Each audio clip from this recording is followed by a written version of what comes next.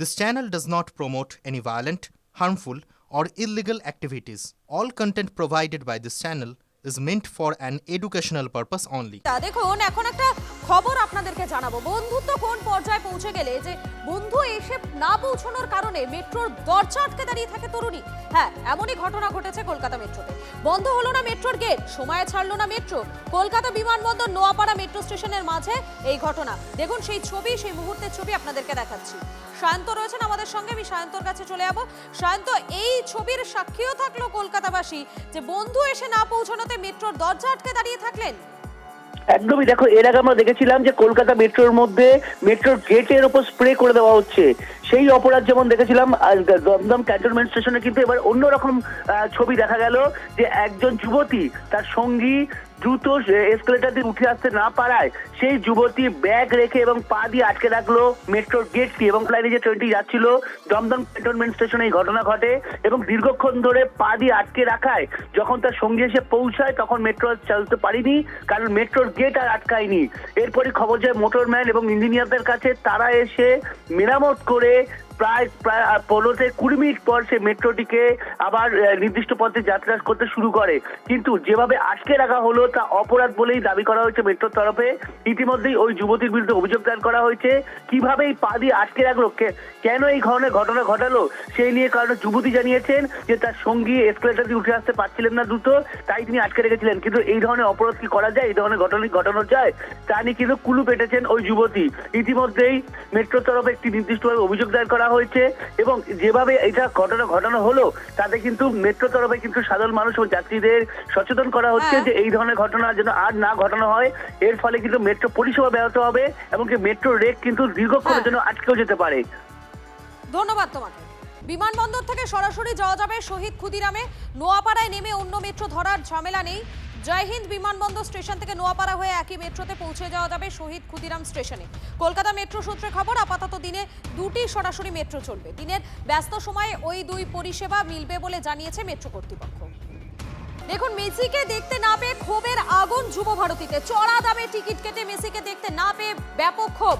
ক্ষোভ যুক্তিসঙ্গত হলেও গতকালকের কিছু ছবি কিন্তু প্রশ্ন তুলে দিচ্ছে। চেয়ার, কার্পেট, ফুলের টপ তুলে নিয়ে গেল কারা? আমাদের প্রতিনিধি সুশোভন রয়েছেন, আমি সুশোভনের কাছে চলে যাবো। সুশোভন, গতকাল থেকে এই ছবিটা আমরা লাগাতার দেখছি, সুতরাং একটা প্রশ্ন তো উঠছে, এরা কারা? দেখো, পুলিশ ইতিমধ্যে তদন্ত করা শুরু করেছে যে যারা ভাঙচুর করেছে আন্দোলনের বিরুদ্ধে ইতিমধ্যে কিন্তু পুলিশ তদন্ত করা শুরু করেছে, এটাই পুলিশ জানতে চায়। কিন্তু এরা কি উদ্দেশ্যে এসেছিল? কারণ যদি কোনো ফুটবল প্রেমী হয় বা মেসিকে দেখার জন্য আসে, তাহলেও কিন্তু দেখা যায় যে যে বিশৃঙ্খলা আমরা এর আগেও দেখেছি, সেই বিশৃঙ্খলা আর এই বিশৃঙ্খলার মধ্যে কিন্তু অনেকটা পার্থক্য রয়েছে। অর্থাৎ বেশ কিছু ছবি গতকাল উঠে এসছে। ছবি হলো যে এসে শুধু চেয়ার ভাঙা নয়, চেয়ার স্টেডিয়ামের বাইরে বাড়ি পর্যন্ত নিয়ে যাওয়া, কখনো ফুলের টব নিয়ে যাওয়া, কখনো কার্পেট কাঁধে করে বাড়ি নিয়ে চলে যাওয়া। অর্থাৎ একাধিক জিনিস কিন্তু উঠে এসছে, যে শুধু ভাঙচুর করা নয়, এমনকি অগ্নি সংযোগের মতো ঘটনা ঘটে গেছে। অর্থাৎ যারা এসেছিল তারা শুধুমাত্র কি ক্ষোভের বহিঃপ্রকাশ, না ক্ষোভের বহিঃপ্রকাশ এইমাত্রই পৌঁছে গেছিল যে পুরোপুরি ভাঙচুর পর্যন্ত হলো। শুধু তাই নয়, ভাঙচুর করে যেগুলো ভাঙচুর করা হয়েছে তার বেশ কিছু অংশ সেগুলোকেও তারা নিয়ে যাচ্ছে। এবং এই জায়গাটাই কিন্তু পুলিশ জানার চেষ্টা করছে যে এরা কারা, এরা কোথা থেকে এসেছিল এবং এদের নাম পরিচয় কি। ধন্যবাদ তোমাকে। আপনারা দেখতে পাচ্ছেন সেই ছবি আপনাদেরকে দেখাচ্ছে, এবং প্রশ্ন উঠছে এরা কারা? যারা গতকালকে এইভাবে তাণ্ডবটা চালিয়ে গিয়েছে যুব ভারতীতে, তারা কারা? মেসিকে দেখতে না পেয়ে ব্যাপক ক্ষোভ যুক্তিসঙ্গত হলেও গতকালকের কিছু ছবি প্রশ্ন তুলে যাচ্ছে। সজল ঘোষ বিজেপি নেতা আমাদের সঙ্গে রয়েছেন, আমি সজল বাবু আপনাকে স্বাগত টিভি9 বাংলায়।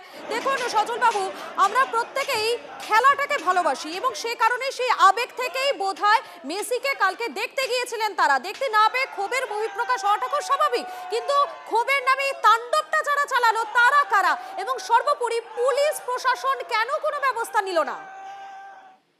আমি প্রথম কথা বলি যে দেখুন, ক্ষোভ স্বাভাবিক, ক্ষোভের বহিঃপ্রকাশটাও স্বাভাবিক। এই ইমোশনটা বুঝতে হবে। যারা ভেঙেছে, যারা 15,000 টাকা দিয়ে টিকিট কেটেছিল, তারা ওই ভাঙা সিটটা নিয়ে আসবে বলে কাটিনি, কিন্তু করে ফেলেছে। যেটা করেছে সেটা ভীষণ অন্যায়, আইনের খাতায় অন্যায়। যেটা করেছে সেটা আইনের চোখে অন্যায়, কিন্তু কেন করেছে, করার ইন্ধনটা কোত্থেকে এসছে, এগুলো বুঝতে হবে। যে আপনি যদি সারা রাত লাইন দিয়ে থাকতেন এবং আপনি যদি আপনার মাইনেটার পুরোটা বা অর্ধেকটা দিয়ে আপনি যদি টিকিট কাটতেন এবং সেই টিকিট দেখার পর মেসির বদলে মেসির মাসি ভাগ্যশ্রী নাকি শুভশ্রী তাকে দেখতেন, হ্যাঁ অরূপের ওই ভুঁড়ি দেখতেন, তাহলে রিয়াকশন খারাপ হবে। কিন্তু হ্যাঁ ওইরকম বাংলাদেশিদের মতন করে কার্পেট তুলে নিয়ে যাওয়া, সিট তুলে নিয়ে যাওয়া, ফুলের টপ তুলে নিয়ে, যে যা পাচ্ছে তুলে নিয়ে যাচ্ছে। আসলে মানুষ বলছে আমি পয়সাটাকে তো উসুল করতে এসেছি।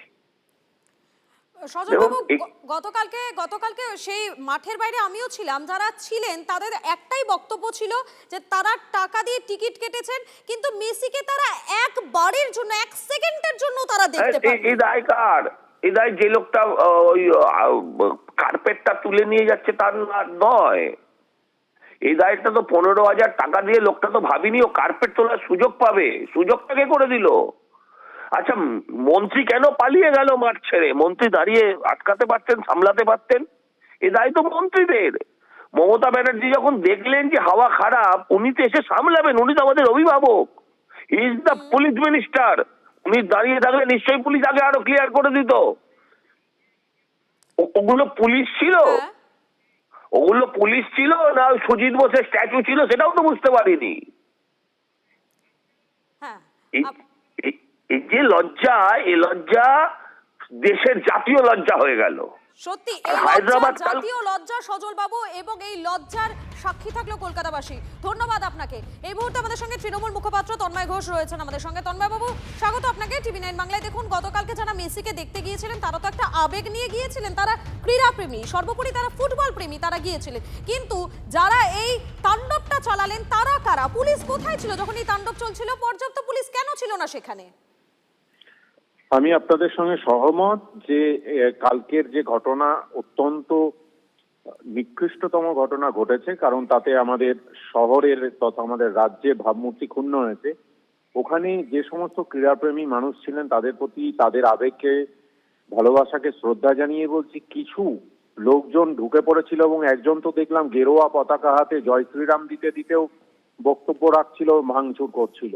সুতরাং এর মধ্যে কারা এই কাণ্ড ঘটালো নিশ্চয়ই পুলিশ প্রশাসন তদন্ত করবে। অলরেডি মাননীয় মুখ্যমন্ত্রী তদন্ত কমিটি গড়ে দিয়েছেন। সত্যটা সামনে আসবেই যে কারা এর পিছনে শহরকে কলঙ্কিত করার জন্য, বাংলাকে কলঙ্কিত করার চেষ্টা করেছে এর মধ্যে। সেই সত্য দু একদিনের মধ্যেই সামনে আসবে। ধন্যবাদ আপনাকে।